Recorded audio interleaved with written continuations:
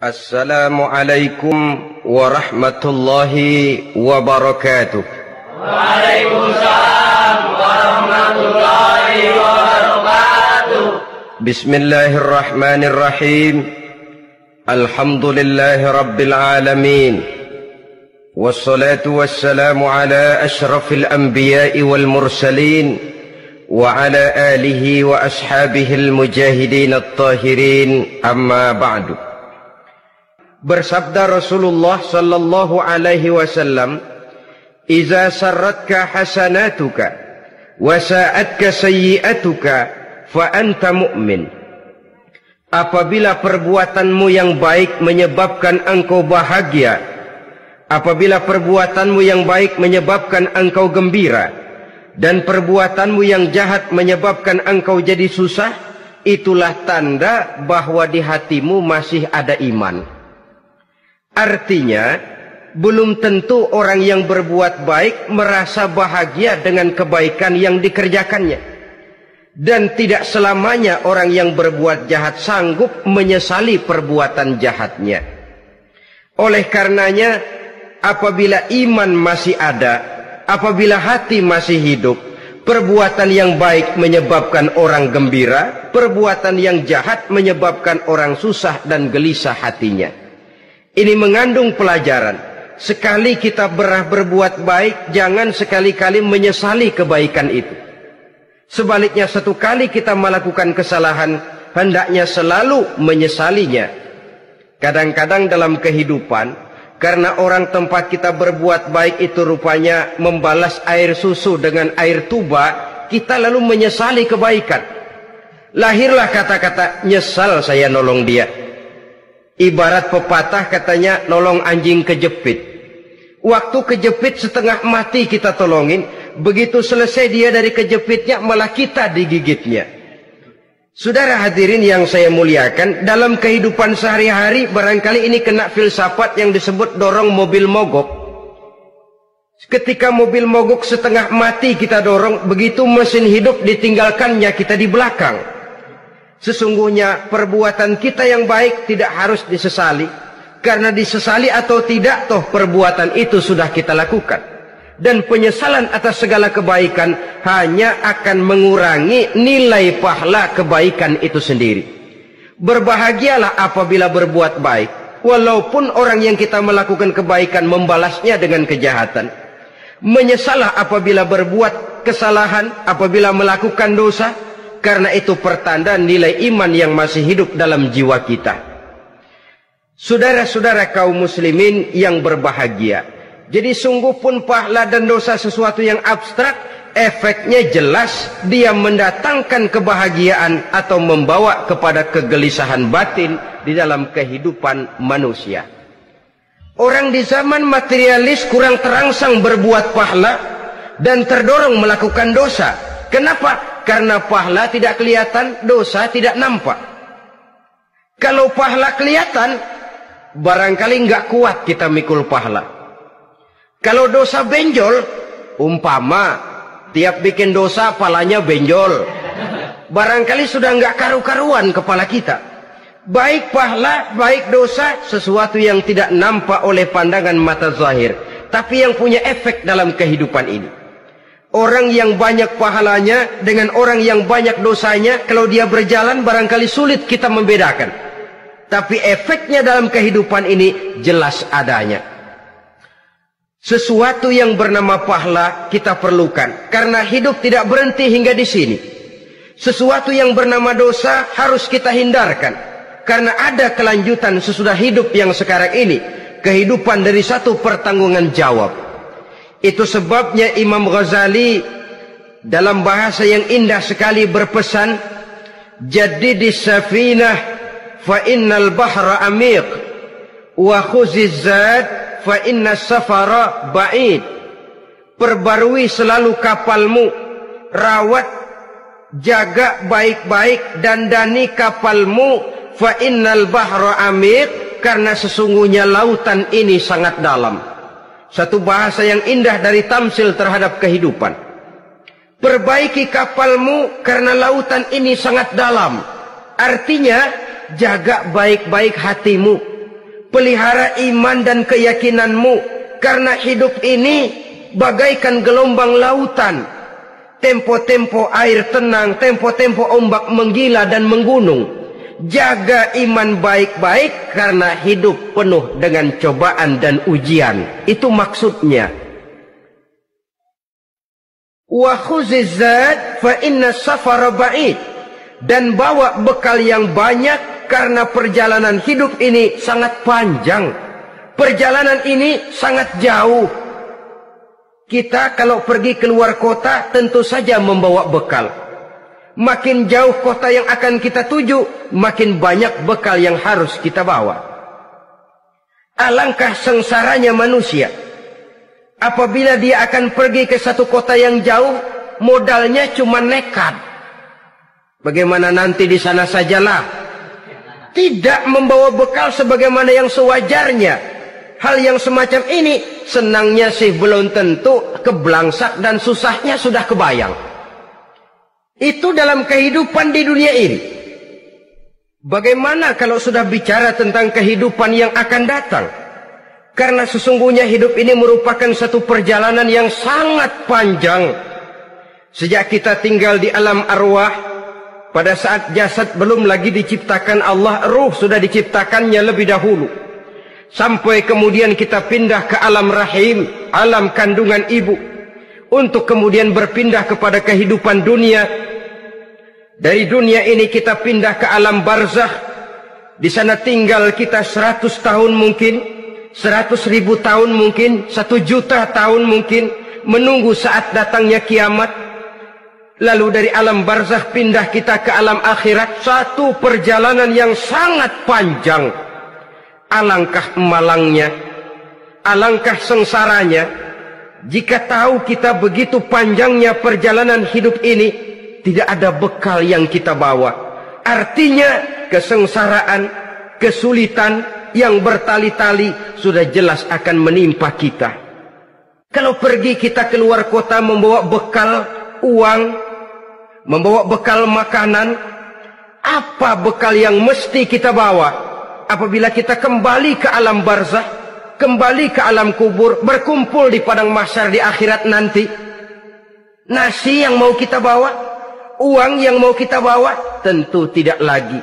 Karena kehidupan materialis selesai di atas liang lahat.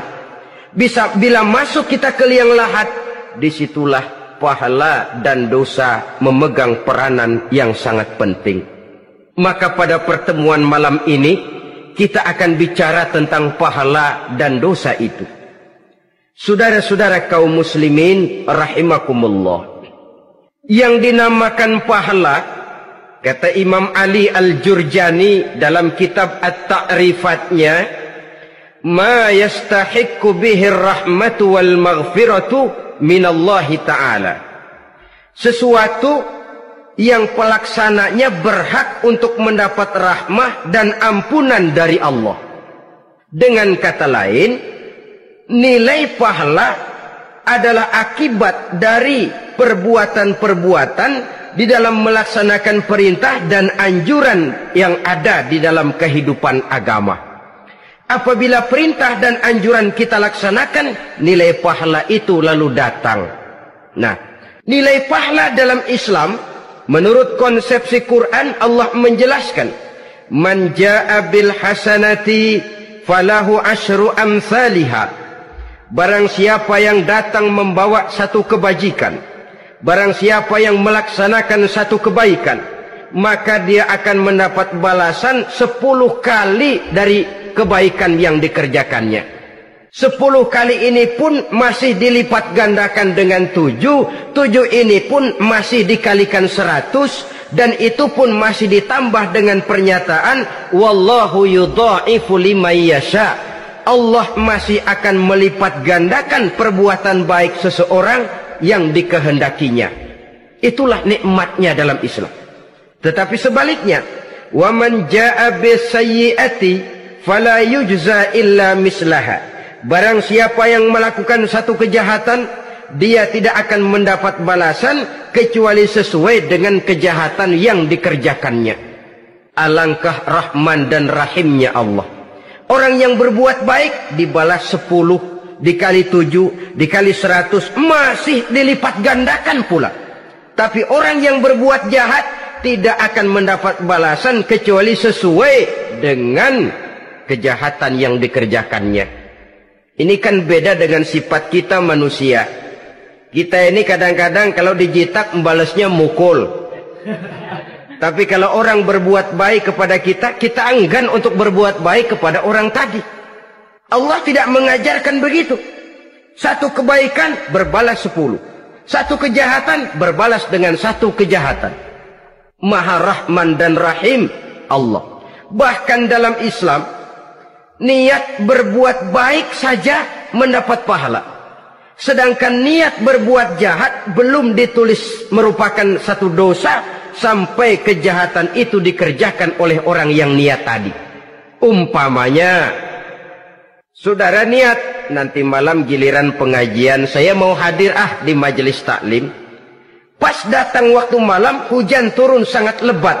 Saudara berhalangan datang ke majelis taklim, saudara sudah mendapat pahala niat. Tapi saudara niat, nanti malam kalau turun hujan, saya mau bongkar rumahnya si fulan, saya mau curi seluruh harta bendanya. Ternyata malam, saudara tidak mengerjakan perbuatan itu belum ditulis dosa, sampai perbuatan itu benar-benar dikerjakan. Tapi lalu jangan macam-macam, kalau begitu niat aja yang baik, biar nggak usah dikerjain. Niat aja pengen ngaji walaupun tidak ada niatan untuk ngaji. Allah lebih tahu tentang apa yang terdetik di dalam hati sanubari kita. Itulah sebabnya sangat dianjurkan orang untuk melakukan segala macam kebajikan, dan dianjurkan orang menjauhkan segala macam bentuk kejahatan, karena dia akan berefek melahirkan dosa dan pahala. Dosa dan pahala itulah alat untuk memperoleh kebahagiaan di alam kubur, di padang mahsyar, sampai di akhirat nanti. Di dunia ini mungkin segalanya bisa kita beli dengan yang namanya uang. Keamanan kita bisa menyewa petugas untuk menjaga rumah kita. Kendaraan yang mewah bisa kita beli. Udara yang sejuk bisa kita ciptakan. Siapa banyak uang dia raja. Mungkin itu di dunia. Tapi bisa apa uang kalau kita sudah masuk ke alam kubur? Bisakah munkar nakir kita sogok? Udah karkir, jangan nanya nih, cepet. Bisakah malaikat azab menyingkir dengan uang semir? Ternyata tidak. Untuk memperoleh kebahagiaan di sana, nilai pahala. Kesengsaraan akan kita dapat kalau kita banyak menumpuk dosa. Oleh karena itu jangan beranggapan, pahala nggak kelihatan, dosa juga nggak kelihatan, biarin saja. Yang tidak kelihatan ini pada waktunya akan memegang peranan yang sangat penting. Tapi tidak cuma untuk menghadapi hidup di situ, kita lalu harus berbuat baik dan meninggalkan yang jahat. Terutama juga di dunia ini. Toh pepatah bilang gajah mati meninggalkan gading, harimau mati meninggalkan belang. Apa yang akan kita tinggalkan setelah kita mati? Kita ingin jasad kita boleh hancur terkubur tanah, tapi nama kita ingin hidup terus, dikenang orang 100, 1000, bahkan 1.000.000 tahun yang akan datang. Ditulis orang dengan tinta emas dalam sejarah, tercatat kita sebagai orang baik-baik. Saudara-saudara kaum muslimin rahimakumullah. Lalu perbuatan apa yang bisa mendatangkan pahala itu? Saudara-saudara, semua perbuatan yang diperintah dan dianjurkan oleh Allah, yang dikerjakan dengan ikhlas hanya untuk mencapai ridho Allah, mendatangkan pahala. Kadang-kadang menurut pendapat kita remeh, tapi nilainya di sisi Allah besar. Itu pahala. Menghitung pahala itu hak prerogatif Allah. Perbuatan yang ringan Allah mau berikan ganjaran yang besar, itu urusan Allah. Misalnya, kata Nabi, la tahqiranna minal ma'rufi syai'an. Jangan kamu menganggap remeh perbuatan baik walaupun kecil. Jangan merasa sulit melakukan perbuatan yang mengandung pahala. Bertemu dengan teman, muka kita cerah, berpahala. menyingkirkan duri di jalanan berpahala, menolong orang yang sesat, memberitahu orang yang bertanya berpahala. Tidak sulit kalau kita mau. Yang diperintah dan dianjurkan oleh agama itu perbuatan yang mengandung nilai-nilai pahala. Masalahnya cuma tinggal mau atau tidak dan dikerjakan dengan ikhlas. Bertemu teman mukanya cerah, pahala. Menyingkirkan duri di jalanan, pahala. Sodakoh, pahala. Tidak berupa perbuatan, bisa berupa ucapan. Misalnya bersolawat, pahala. Bertasbih dan bertahmid, pahala. Kata Nabi, kalimatani khafifatani 'alal lisan, saqilatani fil mizan. Ada dua kalimat yang enteng di lidah tapi berat di timbangan akhirat nanti. Apa itu? Subhanallah walhamdulillah. Itu kan amalan yang ringan, perbuatan yang mudah saja, tapi nilainya demikian besar dalam pandangan Allah. Jadi pendeknya, perbuatan yang bernilai pahala adalah perintah dan anjuran agama yang dilaksanakan dengan ikhlas semata-mata untuk mencapai ridho Allah, itu mengandung pahala. Niat dasarnya itu harus karena Allah, landasannya harus karena ikhlas. Bukan cuma sekedar basa-basi, tidak karena ingin dipuji orang, tidak karena mengharap tanda jasa, tapi ikhlas semata-mata. Dari perbuatan yang paling kecil dan mudah sekali sampai kepada amalan-amalan yang besar dan memerlukan biaya yang besar, seperti melaksanakan ibadah haji, seperti jihad fi sabilillah, membangun masjid, membangun pondok-pondok pesantren, membangun pusat-pusat kesehatan, membangun jalan-jalan umum, termasuk menjaga keamanan. Jangan dikira loh, siskamling umpamanya, menjaga keamanan kampung tidak berpahala. Kalau diniatkan ibadah, menjaga ketenangan warga supaya mereka tekun ibadah, ikhlas karena Allah, itu juga bernilai ibadah. Keluar kita dari rumah, pergi pagi, pulang sore, peras keringat, banting tulang cari nafkah buat menghidupi anak istri kita. Kalau diniatkan ibadah, melaksanakan kewajiban sebagai kepala rumah tangga, membantu orang tua sebagai anak, itu juga perbuatan-perbuatan yang mengandung pahala. Yang terbaik sesuai dengan bidang kehidupan kita. Ada orang yang dinamakan abid, ahli ibadah, pahala yang paling baik bagi dia banyak-banyak tahajud, sembahyang malam, wirid, zikir, tasbih. Ada yang dinamakan orang alim, pahala yang paling baik buat orang macam ini mengajar, menyebarkan ilmu, mendakwahkan Islam. Ada yang disebut wali, pejabat pemerintah, petugas. Amalan pahala yang paling baik buat orang semacam ini melayani masyarakat, bekerja di bidangnya sesuai dengan profesinya. Saudara hadirin yang saya hormati, jadi dengan demikian perbuatan-perbuatan yang mengandung nilai-nilai pahala ini bisa perbuatan yang menurut kita kecil namun punya nilai besar. Apalagi perbuatan besar dengan biaya yang besar, tentu makin besar juga pahala yang disediakan oleh Allah Subhanahu wa ta'ala. Oleh karenanya, kalau kita bercermin dari ayat Quran, hidup ini kesempatan untuk berbuat baik. Huwallazi khalaqal mauta wal hayata liyabluwakum ayyukum ahsanu amala. Dialah Allah, Tuhan yang telah memberikan hidup dan mati kepadamu untuk menguji kamu, siapa di antara kamu yang paling baik amal perbuatannya. Jadi tidak saya rinci, tapi cukuplah satu penjelasan global. Perbuatan yang berpahala adalah perbuatan melaksanakan perintah Allah atau anjuran Allah dengan dasar ikhlas, dengan tujuan untuk mencapai ridho Allah semata-mata. Lalu apa perbuatan yang mengakibatkan dosa itu? Saudara-saudara, dosa lahir akibat melakukan larangan Allah atau mengerjakan yang dicelaknya. Nah, para ulama ada yang membagi dosa itu menjadi dua bagian. Ada dosa-dosa kecil, ada dosa-dosa besar. Tetapi sebenarnya ditinjau dari segi hakikatnya, kalau sudah melakukan satu kesalahan yang mengakibatkan dosa, jangan dilihat besar dan kecilnya, tapi kepada siapa dosa itu kita kerjakan. Sebab kalau dosa kita anggap satu yang kecil, orang akan terangsang untuk mengerjakan yang kecil-kecil saja. Sehingga dengan demikian, yang kecil pun akan menjadi besar kalau ditumpuk-tumpuk. Sedangkan yang besar bisa saja menjadi kecil kalau selalu diiringi dengan permohonan ampun kepada Allah.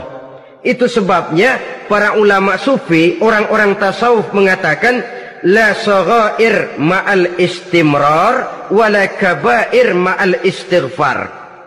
Tidak ada dosa yang kecil kalau dikerjakan terus-menerus, dan tidak ada dosa yang besar kalau digempur tiap saat dengan perbuatan istighfar atau memohon ampun kepada Allah Subhanahu wa taala. Cuma saja pada umumnya, karena dosa-dosa kecil itu lebih mudah taubatnya, dan ada janji Nabi, barang siapa yang meninggalkan dosa-dosa besar akan diampuni dosa-dosanya yang kecil-kecil.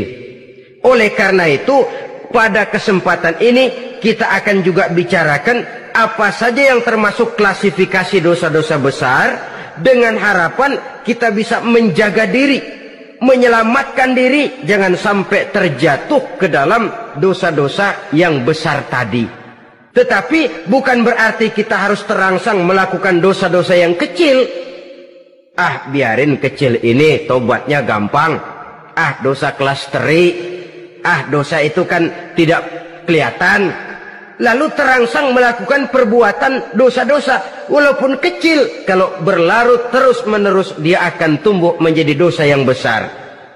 Oleh karenanya jangan sampai mengundang pengertian kalau kita membicarakan dosa-dosa yang besar lalu terangsang melakukan dosa-dosa yang kecil.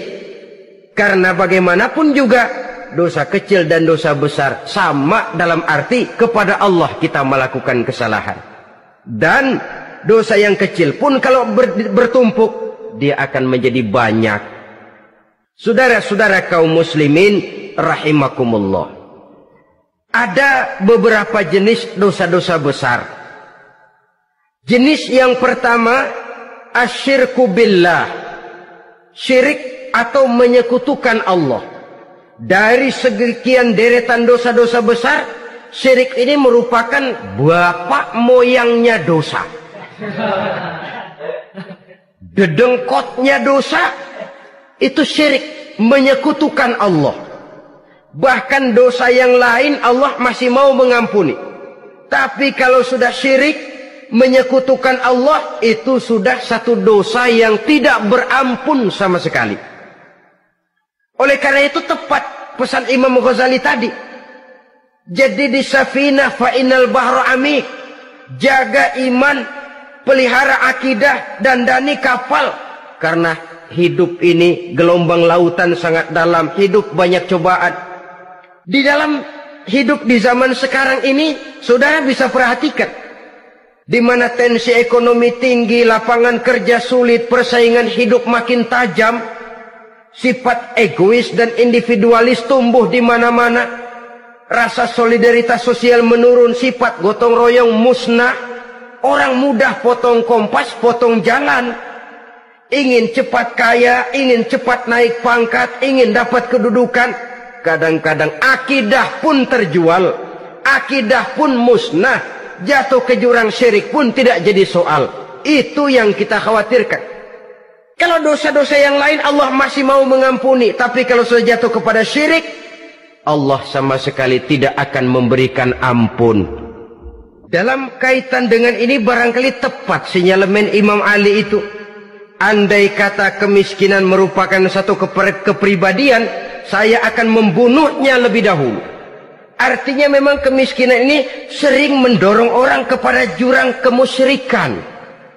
Tidak tahan menghadapi godaan perut akibat tensi ekonomi yang tinggi, lapangan kerja yang sulit. Iman pun jadilah ditukar dengan 3 liter beras. Akidah pun jadilah dibarter dengan 3 bungkus supermi, dengan pakaian bekas, dengan obat-obatan. Tidak jadi soal baginya mengejar kebahagiaan yang relatif singkat dengan mengorbankan kebahagiaan yang abadi. Persis ibarat pepatah, nyari jarum kampak hilang. Mencari sesuatu yang kecil, yang besar jadi sia-sia. Membela perut, mengorbankan akidah. Na'udzubillah summa na'udzubillah. Saudara-saudara kaum muslimin rahimakumullah. Ini fakta. Ini kenyataan. Dan hal semacam ini tidak bisa diatasi cuma dengan ceramah, simposium, diskusi, seminar. Apalagi Nabi berpesan, solahu ummati bil ilmi wal mal. Umatku hanya bisa menjadi baik akidahnya dengan ilmu dan harta. Itu bahasa Nabi. Kalau bahasa kita sekarang, dengan ekonomi dan pendidikan.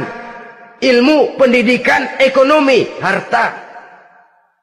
Tanpa itu sangat besar kemungkinan kita bisa menjual akidah terjerumus di lembah kemusyrikan. Maka terutama kepada saudara-saudara saya, muslimin yang terpencil jauh dari kota-kota besar, yang kadang dalam kehidupan seharinya imannya sering digoda oleh supermi, akidahnya sering ditantang oleh pembagian beras, pakaian-pakaian bekas, obat-obatan dan sebagainya.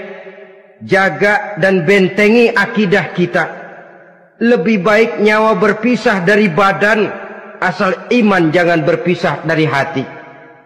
Kepada adik-adik saya para remaja, para pemuda di kota-kota besar, yang iman dan akidahnya sering ditantang dengan minuman-minuman keras, fasilitas-fasilitas yang menghanyutkan, yang secara terarah dan praktis sedikit demi sedikit menggiring kita untuk keluar dari nilai-nilai akidah.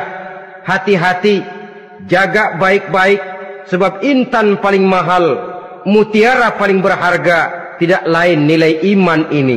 Tergelincir kita daripadanya, jatuh ke lembah kemusyrikan, jatuh ke satu dosa yang teramat besar, yang Allah tidak akan pernah memberikan ampun lagi.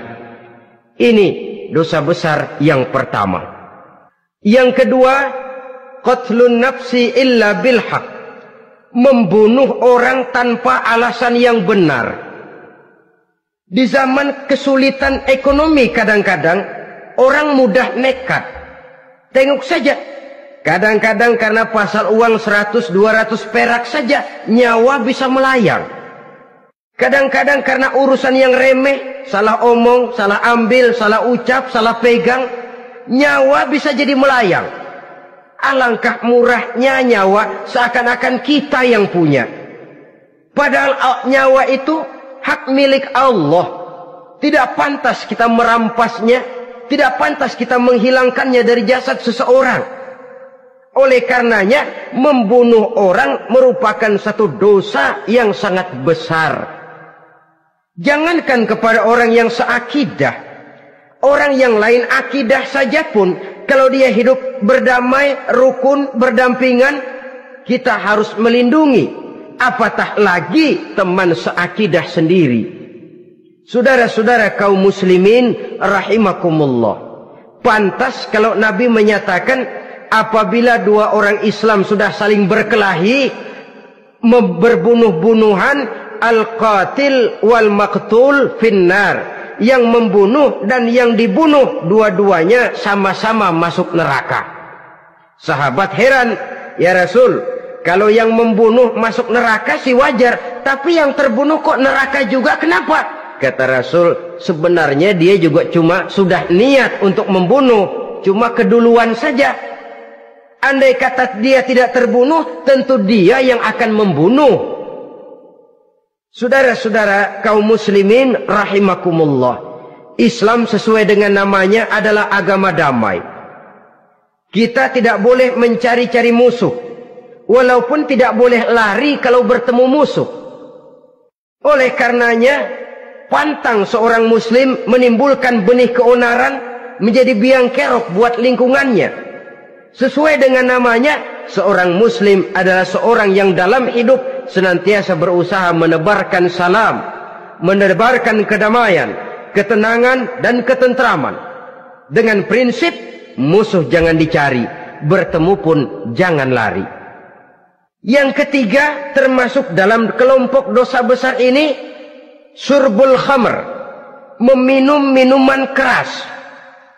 Termasuk di dalam kata khamr ini ganja, morfin, narkotik. Sebab apa? Jenis minuman semacam itu tidak hanya merusak keadaan sekarang, tapi sekaligus merusak kehidupan yang akan datang. Kalau itu jatuh di tangan generasi muda, artinya kan merusak kehidupan masa depan daripada suatu bangsa. Karena apa? Remaja dan pemuda merupakan bentuk miniatur daripada kehidupan bangsa. Akan bagaimana warna umat Islam di Indonesia, bahkan akan bagaimana warna Indonesia 30, 40, 50 tahun yang akan datang, remaja sekarang jawabannya. Kalau remaja kita sekarang ini kerjanya cuma bisa nyekek botol, insya Allah bangsa Indonesia 30-40 tahun yang akan datang akan tumbuh menjadi bangsa teler. Tidak banyak yang bisa kita harapkan. Remaja adalah gambaran masa depan dari satu bangsa, dari satu umat. Dan remaja itu di dalam dirinya secara fitrah terkumpul semua bakat, terdapat semua kemungkinan. Kita ini lahir membawa sifat pemimpin, tapi juga membawa sifat pengacau. Kita ini ada bakat jadi orang jujur, ada bakat jadi pengkhianat. Kita ini ada bakat menjadi orang baik-baik, kita juga punya bakat jadi biang kerok. Kita kemungkinan bisa jadi pemimpin bangsa, tapi juga bisa menjadi pemimpin bangsat. Nanti lingkungan dan pendidikan akan menumbuhkan, membentuk mana yang tumbuh lebih subur. Kalau lingkungan dan pendidikannya lebih banyak bercerita tentang kejujuran, maka nilai kejujuran yang akan tumbuh lebih banyak dalam jiwanya. Dan insya Allah diharapkan dia akan menjadi manusia yang jujur di kelak kemudian hari nanti. Dan masalah minuman keras ini sebenarnya berkait. Kita tidak bisa cuma menyalahkan remaja saja, menyalahkan pemuda saja. Karena bagaimanapun masalahnya kompleks. Menghancurkan sesuatu tanpa melihat kausalnya, tanpa melihat sebab akibatnya, kan sama juga bohong. Kemungkinan karena broken home, kemungkinan karena pergaulan, kemungkinan karena kurang perhatian orang tua, kemungkinan karena akibat bacaan, tontonan, atau fasilitas berupa dibukanya pabrik-pabrik minuman keras, dijualnya minuman-minuman keras, di warung-warung yang remang-remang, yang memberikan kenikmatan, kebahagiaan dan kebanggaan tersendiri, sehingga akhirnya orang terangsang untuk datang dan minum di sana. Pada dasarnya memang sepele, cuman minum, nggak ngerugiin orang lain kan? Iya, pada waktu minum. Tapi dikala sudah mabuk, out of control, apapun bisa kita lakukan. Yang kita ucapkan kita tidak sadari lagi, yang kita kerjakan tidak kita sadari lagi. Dikala itu segala macam kejahatan bukan sesuatu yang tidak mungkin untuk kita laksanakan. Nggak ngerugiin orang lain, memang pada saat mau minum. Tapi begitu minum, mabuk, kita bisa merugikan orang lain. Setidaknya merugikan diri sendiri. Pertumbuhan IQ menjadi lemah, semangat kehidupan hilang, gairah kerja menurun, kalau tidak ada sama sekali. Lalu apa yang bisa kita lakukan di dalam kehidupan? Dan akan lebih celaka kalau ini menimpa kehidupan generasi muda kita. Kadang-kadang yang ironi ya, kalau yang orang tuanya mampu barangkali masih tertolong, tapi yang orang tuanya kondisi ekonomi lemah masih kepengen teler juga. Orang tuanya nggak mampu masih pengen mabuk. Dari ganja, morfin nggak dapat, akhirnya kaleng cet diisepin. Yang penting kan bisa teler, mendatangkan satu kebahagiaan tersendiri.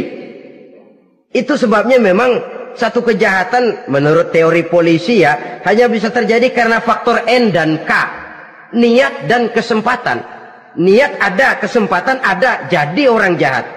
Kurang salah satunya, biasanya kejahatan terbendung. Niat ada, kesempatan tidak ada, sulit berbuat jahat. Kesempatan ada, niat tidak ada, tidak mungkin orang jahat. Tapi yang paling dominan sebenarnya niat. Kalau niat sudah kuat, kesempatan bisa dicari. Kesempatan bisa diciptakan. Biar Hansip nongkrong, ditungguin lengahnya. Iya biarin. Jam 11 sampai jam 2. Matanya melotot. Jam 3 dia mulai ngulet, ngempet. Nah, di saat itu saya masuk ke rumahnya. Kalau niat kuat, kesempatan bisa diciptakan. Dan kalau sudah niat, ini masalah hati. Kalau sudah masalah hati, menyangkut soal moral. Moral artinya sudah masuk kepada kehidupan agama. Saudara-saudara kaum muslimin rahimakumullah. Yang keempat yang termasuk jenis dosa besar, az-zina, perbuatan zina. Di zaman pergaulan bebas dengan prinsip free love, free sex ini, tengok sudah berapa banyak gadis-gadis bergelimpangan jadi korban. Berapa banyak bayi-bayi yang lahir ke dunia tanpa tahu kemana dia mesti memanggil bapak. Apakah deretan jumlah korban ini masih harus bertambah lagi? Paling tidak, biarlah yang sudah jadi korban, tapi jangan bertambah lagi hendaknya. Masing-masing kita berupaya menahan diri.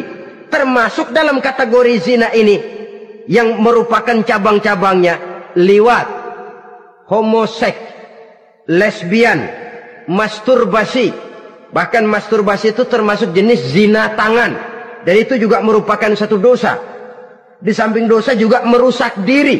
Karena bagaimanapun juga dia akan mengurangi kemampuan daya pikir seseorang. Maka agama memberikan jalan keluar. Pesan Nabi, ya ma'syara syabab, man istata'a minkumul ba'at falyatazawwaj. Hai para pemuda, kata Nabi, barang siapa di antara kamu yang sudah bisa ba'at, yang sudah mampu ba'at. Ba'at itu artinya memberikan nafkah. Baik nafkah zahir maupun nafkah batin, falyatazawwaj, maka hendaklah dia kawin. Jadi yang maksud ba'at ini ya nafkah zahir, ya nafkah batin. Kita kadang-kadang cuma bisa ngasih nafkah batin saja sudah merasa pokoknya kan saya sanggup untuk kawin, lalu kawin tanpa kehilangan, dengan kehilangan pertimbangan. Saudara-saudara, wa illam yastati', adapun kalau dia belum mampu, fa alaihi bisyam, hendaknya dia banyak puasa. Fa innahu lahu wija, karena puasa itu akan merupakan benteng jangan sampai orang memperturutkan hawa nafsunya. Andai kata puasa belum hobi, banyaklah olahraga para pemuda, para remaja. Karena dengan olahraga, pemikiran untuk memperturutkan hawa nafsu agak sedikit terkendali dan energi tersalurkan dalam bentuk yang positif. Pendeknya kreatif, banyak kegiatan.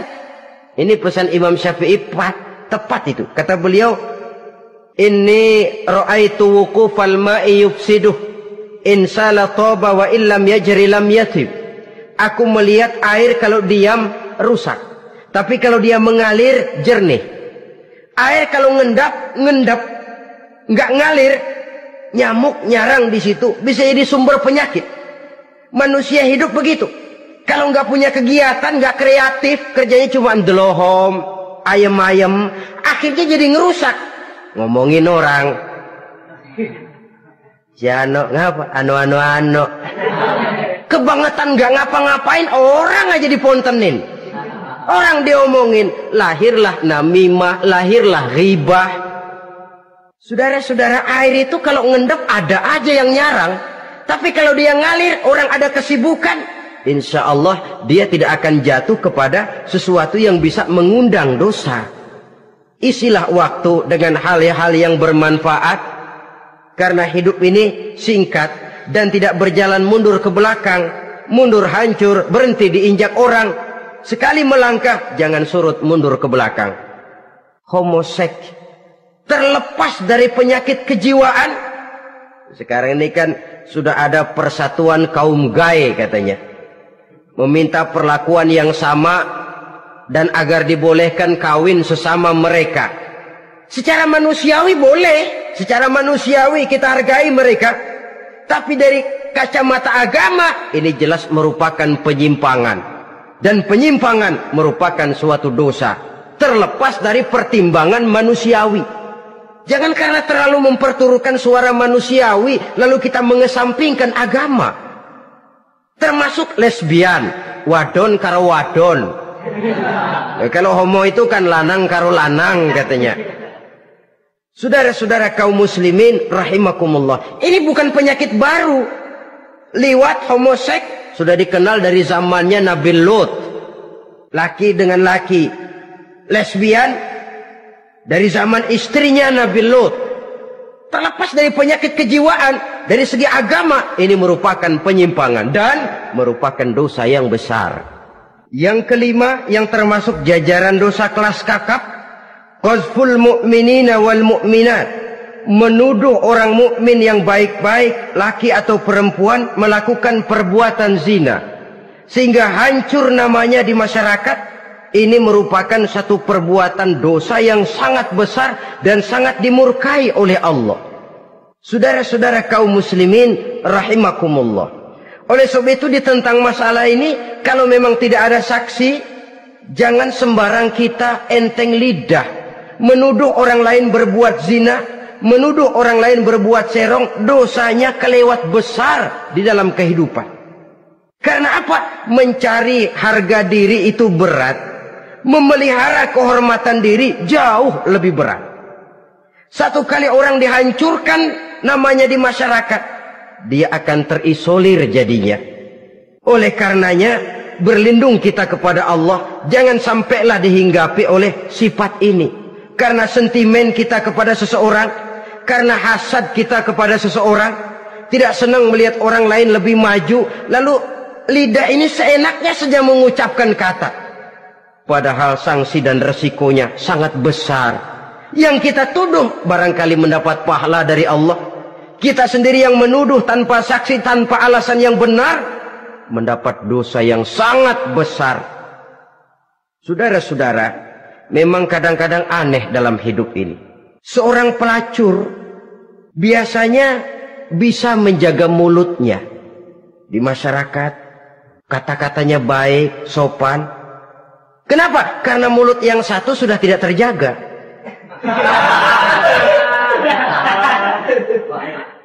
Kita kadang-kadang kehormatan bisa kita jaga, tapi mulut tidak terkontrol. Ngomong saenake dhewe, bikin orang mangkel, kesal, fitnah sana, fitnah sini, menghancurkan nama baik orang, ngomongin yang macam-macam. Bagai-bagai macamlah caranya. Saudara-saudara kaum muslimin yang berbahagia. Jadi dengan demikian, menuduh orang lain berbuat zina, sedangkan orang itu tidak pernah melakukannya, ini termasuk satu dosa yang sangat besar di dalam kehidupan ini. Yang keenam, al-'aqu bil walidain, durhaka kepada ibu bapak. Seorang anak, bagaimanapun banyak nilai ibadahnya, banyak kebaikan di masyarakat, menyandang berbagai macam gelar, pangkat dan jabatannya tinggi, tapi kalau sudah durhaka kepada kedua orang tuanya, alamat hidup tidak lagi membawa keberkahan. Dan itu dosa yang sangat besar. Sampai Nabi sabdakan, ridho Allah ada di dalam keridhaan ibu bapak, murka Allah pun ada di dalam kemurkaan ibu dan bapak. Walaupun belum tentu setiap kita orang tua, tapi yang jelas setiap kita adalah anak, dan setiap anak punya ibu dan bapak. Jangan sampai kacang lupa kepada kulitnya. Saudara-saudara kaum muslimin rahimakumullah, durhaka kepada ibu bapak merupakan perbuatan yang sangat dimurkai oleh Allah. Apalagi ibu yang telah melahirkan kita, bahkan mengandung kita. Begitu juga bapak yang telah berusaha peras keringat banting tulang untuk mengasuh membesarkan kita. Tidak ada perbuatan baik yang kita lakukan untuk bisa menebus kebaikan daripada ibu dan bapak kita. Setidaknya kalau belum bisa berbuat baik kepadanya, kepada keduanya, janganlah menyakiti hati keduanya. Itu saja dulu yang harus dijaga. Kadang-kadang sudah berbuat baik enggak, nyakitin melulu. Sudah nyenangin belum bisa, saban sehari nyakitin saja. Padahal kedua orang tua itu doanya manjur, sebagaimana sumpahnya juga bisa jadi kenyataan, dan sering bahkan menjadi kenyataan. Sampai ibu bapak sudah wafat, sudah meninggal sekalipun, kewajiban berbakti masih harus terus dilakukan oleh seorang anak. Lalu yang ketujuh, at-tawalli yaumaz zahfi, berpaling pada hari pertempuran. Orang sedang sibuk-sibuk menghadapi musuh, maksudnya berjuang membela agama ini, dia lari menyelamatkan diri. Pengecut, mental munafik. Ayo, kalau demi agama, mari kita maju ke depan. Allahu Akbar. Yang besar Allah, yang lain kecil semua. Maju. Orang lain maju serentak, dia mundur jauh ke belakang. Mental munafik, mental calo istilah sekarang ini. Oh, itu calo, mental calo. Tuhan gedek banget itu. Coba ya, calo itu paling sibuk nyuruh penumpang naik. Tapi sementara penumpang naik sampai ke tempat tujuan masing-masing, calonya nggak kemana-mana, diem aja di situ. Cuma orang aja disuruh naik. Saudara-saudara, kerja bakti, orang turun ke comberan, dia naik ke tempat tidur.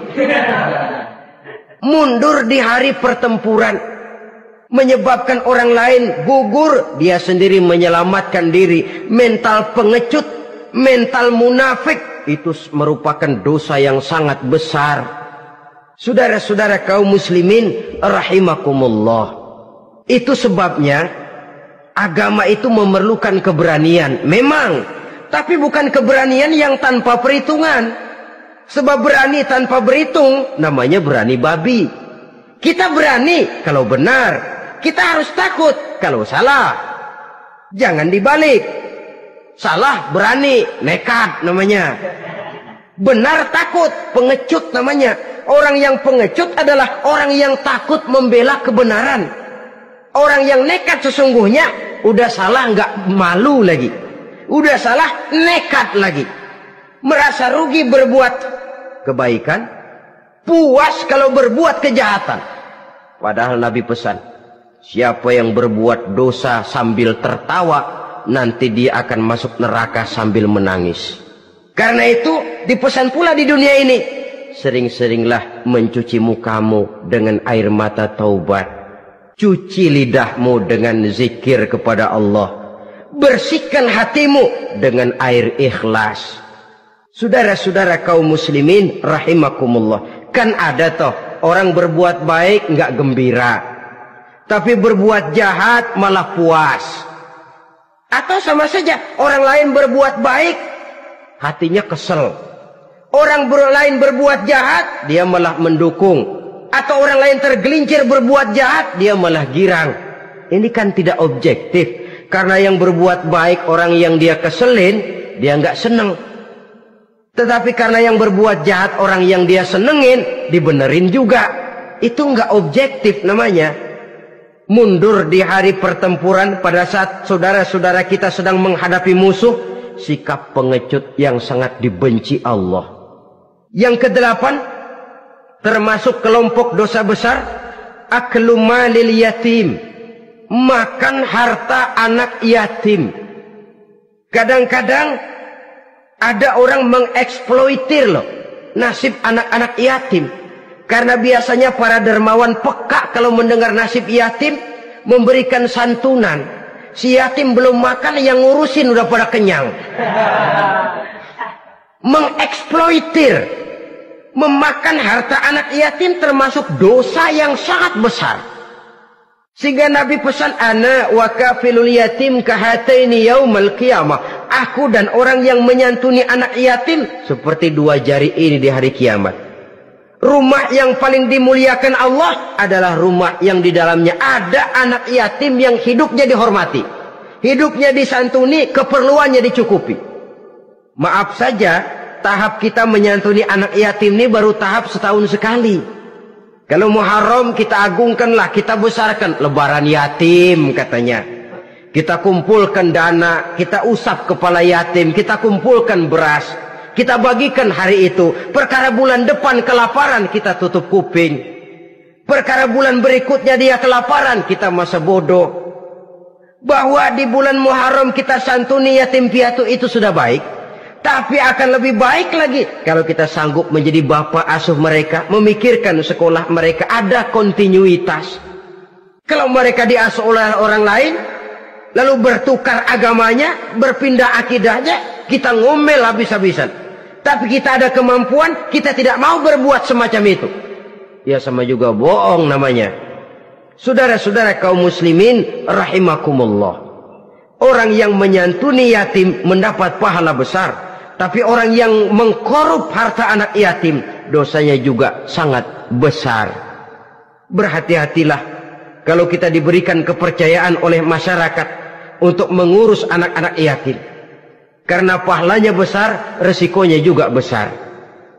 Yang kesembilan, syahadatuz zur, sumpah palsu. Sebab sumpah palsu ini menggunakan nama Allah untuk sesuatu yang tidak benar. Nama kita saja dibawa untuk yang tidak benar, kita jengkel. Nama kita dipalsukan untuk sesuatu yang tidak baik, kita kadang-kadang jengkel, tidak puas jengkel, menuntut melalui saluran hukum. Kenapa? Nama saya dicatut. Bagaimana lagi kalau nama Allah kita pakai untuk bersumpah, sumpahnya palsu, menguntungkan kita, merugikan orang lain, Allah murka betul. Maka sumpah palsu termasuk deretan dosa-dosa besar. Apalagi yang ke-10, aklur riba, makan riba alias renten. Ini kan yang cepat mendatangkan uang.